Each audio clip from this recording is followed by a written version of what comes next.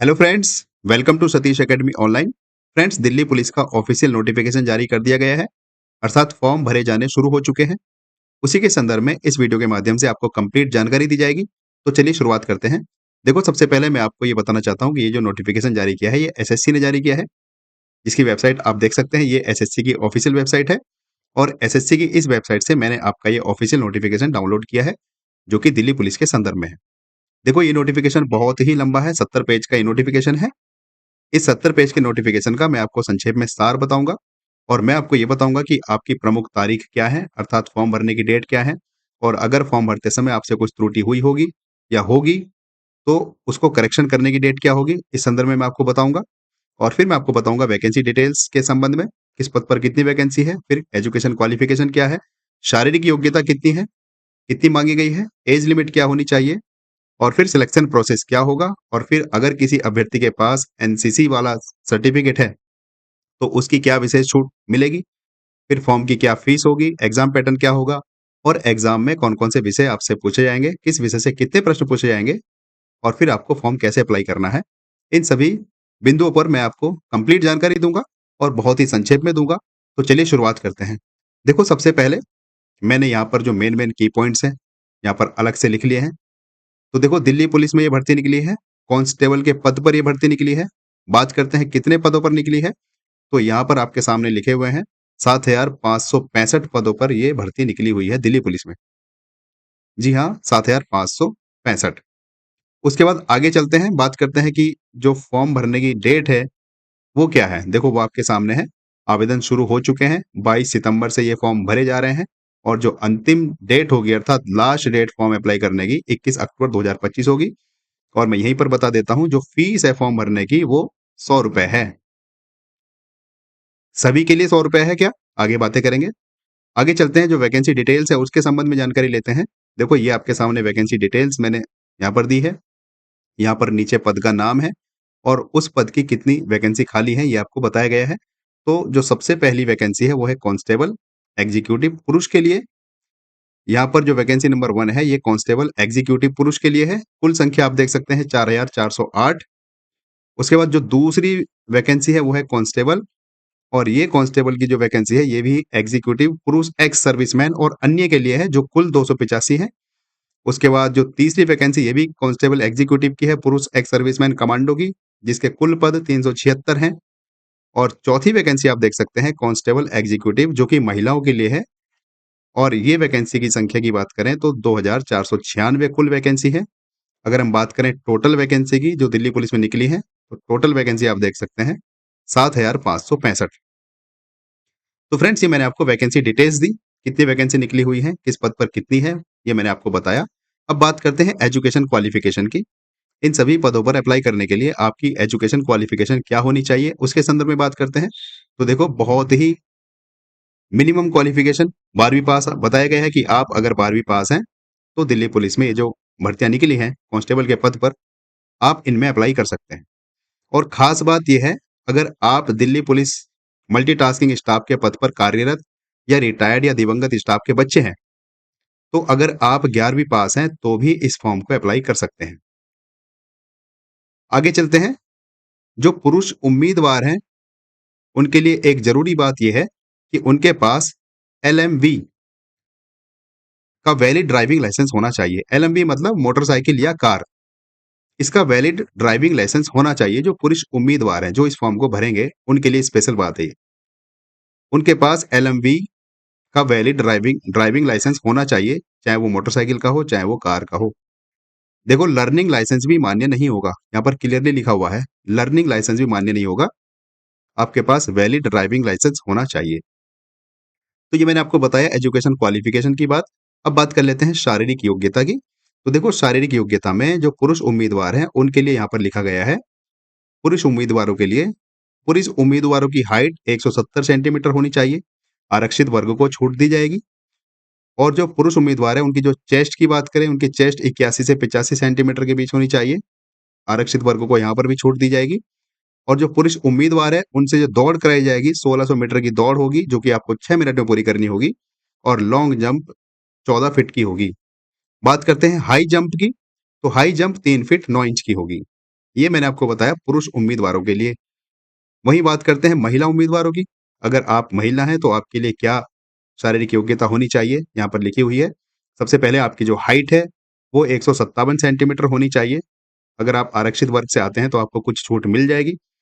दौड़ की बात करते हैं, 1600 मीटर की दौड़ होगी, लेकिन 8 मिनट में आपको पूरी करनी होगी।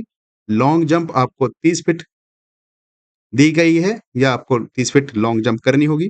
और हाई जंप की बात करें तो 3 फीट आपको हाई जंप करनी होगी। तो फ्रेंड्स, ये मैंने आपको बताया पुरुष और महिलाओं के लिए क्या शारीरिक योग्यता है। देखो, ये सैलरी की बात कर लेते हैं। सैलरी पे लेवल 3 है आपका, और इसके अनुसार आपको 21,700 से 69,100 मतलब 69,100 रुपए के बीच में आपकी सैलरी होगी। एज लिमिट की बात करते हैं तो देखो, न्यूनतम आयु आपकी 18 वर्ष होनी चाहिए, न्यूनतम 18 वर्ष, और अधिकतम आपकी 25 वर्ष होनी चाहिए। लेकिन अगर आप एससी एसटी कैटेगरी से आते हैं तो आपको 5 वर्ष की छूट मिल जाएगी। और अगर आप ओबीसी से आते हैं तो आपको 3 वर्ष की छूट मिल जाएगी। और अगर आप स्पोर्ट्स पर्सन हैं तो आपको 5 साल की छूट मिलेगी। तो फ्रेंड्स, ये मैंने आपको एज लिमिट बताई।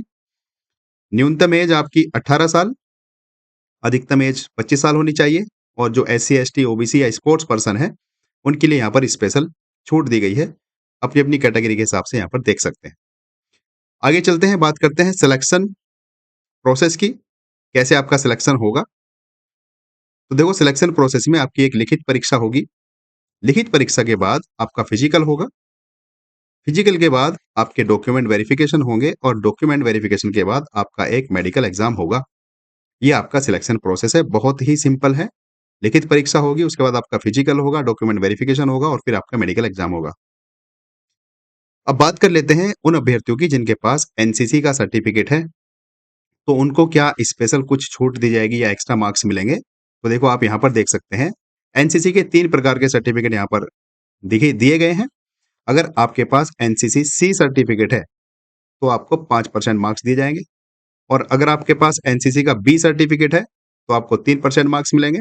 और अगर आपके पास एनसीसी ए सर्टिफिकेट है तो आपको 2% मार्क्स मिलेंगे। आगे बात करते हैं फीस की। आपको जो फॉर्म अप्लाई करना है, इस फॉर्म को अप्लाई करने के लिए कितनी फीस देनी होगी, इसके संदर्भ में भी आपको यहाँ पर जानकारी दी गई है। तो देखो, अगर आप सामान्य ओबीसी या ईडब्ल्यूएस कैटेगरी से आते हैं तो आपको फॉर्म भरने के लिए 100 रुपए देने होंगे।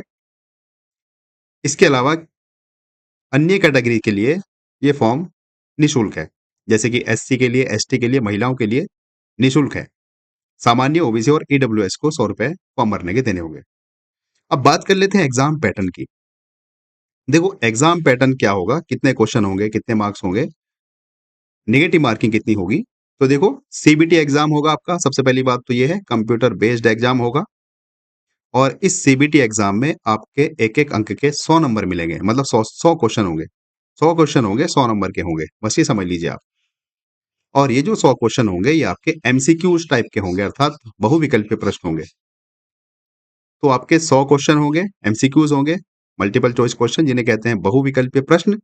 और आपका एग्जाम सीबीटी बेस्ड होगा, कंप्यूटर बेस्ड आपका एग्जाम होगा। बात कर लेते हैं निगेटिव मार्किंग की। तो अगर आप कोई प्रश्न गलत करते हैं तो आपको 1/4 निगेटिव मार्किंग दी जाएगी। 1/4, 1/4। तो ये एग्जाम पैटर्न मैंने आपको बताया। अब बात करते हैं सिलेबस की या विषय की। कौन कौन से विषय आपके एग्जाम में आएंगे, कितने कितने प्रश्न आपसे पूछे जाएंगे। तो देखो, ये लिस्ट आपके सामने है। मार्किंग स्कीम मैंने यहाँ पर लिखा है। तो सबसे पहले आपसे जनरल नॉलेज के क्वेश्चन पूछे जाएंगे। कुल प्रश्नों की संख्या 50 होगी। उसके बाद आपसे रीजनिंग, मतलब ये जो 100 क्वेश्चन आपसे पूछे जाएंगे, इन 100 प्रश्नों में आपके 50 प्रश्न होंगे जनरल नॉलेज के, 25 प्रश्न होंगे रीजनिंग के, और 15 प्रश्न आपके होंगे न्यूमेरिकल एबिलिटी, जिसको एप्टीट्यूड भी कह सकते हैं, मैथमेटिक्स भी कह सकते हैं, और 10 क्वेश्चन आपके होंगे कंप्यूटर के। तो फ्रेंड्स, आपके ये कुल 100 प्रश्न होंगे। इन 100 प्रश्नों में से 50 प्रश्न आपके जनरल नॉलेज के होंगे, 25 प्रश्न आपके रीजनिंग के होंगे, और 15 प्रश्न आपके न्यूमेरिकल एबिलिटी के होंगे, और 10 प्रश्न आपके कंप्यूटर के होंगे। तो ये मैंने आपको बताया मार्किंग स्कीम। आपका जो मतलब सब्जेक्ट है, किस सब्जेक्ट से कितने क्वेश्चन बनेंगे। अब आगे चलते हैं, आप कैसे अप्लाई कर सकते हैं। मैंने इस पूरे ये जो आपको लंबा सा नोटिफिकेशन दिया है, इस नोटिफिकेशन का मैंने आपको पूरा सार बता दिया है। ये 70 पेज का नोटिफिकेशन है। इस 70 पेज के नोटिफिकेशन में यही मेन बातें लिखी हुई है जो मैंने आपको बता दी है। वेबसाइट पर जाइए ssc.gov.in और इस ऑफिशियल वेबसाइट पर जाने के बाद आप लॉगिन या रजिस्ट्रेशन कर लीजिए और अपनी बेसिक डिटेल्स भरें और अपना पासवर्ड, यूज़र नेम वगैरह क्रिएट कर लीजिए और फाइनल सबमिट कर दीजिए। तो फ्रेंड्स, अगर आप भी दिल्ली पुलिस का ये फॉर्म अप्लाई करना चाहते हैं तो जल्द से जल्द कर दीजिए और अगर आप इस दिल्ली पुलिस की तैयारी कर रहे हैं तो आप हमारे चैनल को सब्सक्राइब कर लीजिए क्योंकि हमारे इस चैनल पर देश की समस्त प्रतियोगी परीक्षाओं की तैयारी कराई जाती है। तो फ्रेंड्स, इसी अपील के साथ मैं आपसे विदाई लेता हूँ। Bye bye, take care.